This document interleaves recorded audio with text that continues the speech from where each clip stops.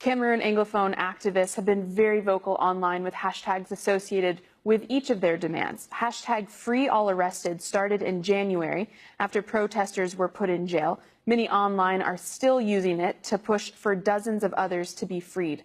The latest conversation, though, is hashtag Ghost Town, encouraging English speakers not to leave their homes. You can see the empty streets here.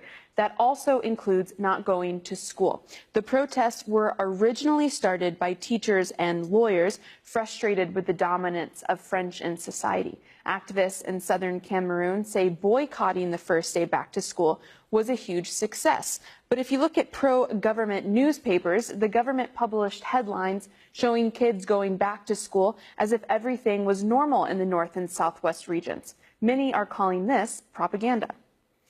Others, though, are protesting, calling for an English-speaking autonomous state. Earlier, we spoke to an activist who asked us not to reveal his identity.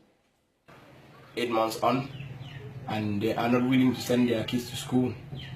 It should be noted here that schools were officially supposed to resume today, but no parent is willing to send their kids to school. I would like to, at this point, make mention of the fact that some people think that parents are not sending their kids to school because of the militarization of these two regions. But no, the root causes of the problem have not been tackled. How do you want the kids to go back to the system that they were protesting against, the system that they want clean? So that's the reason why the parents aren't sending their kids to school. Forget the online hyping.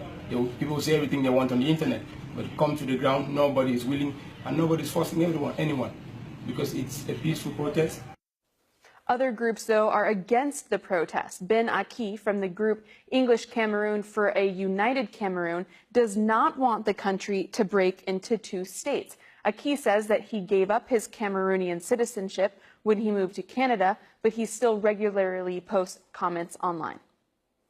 I have many issues with the government in Cameroon, but these issues pale in comparison with the hatred and the harm propagated by the separatist group of Ambazonia.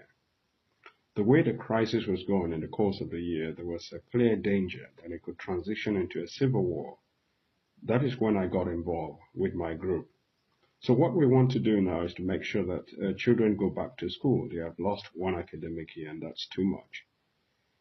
We have also offered practical suggestions for balanced regional development.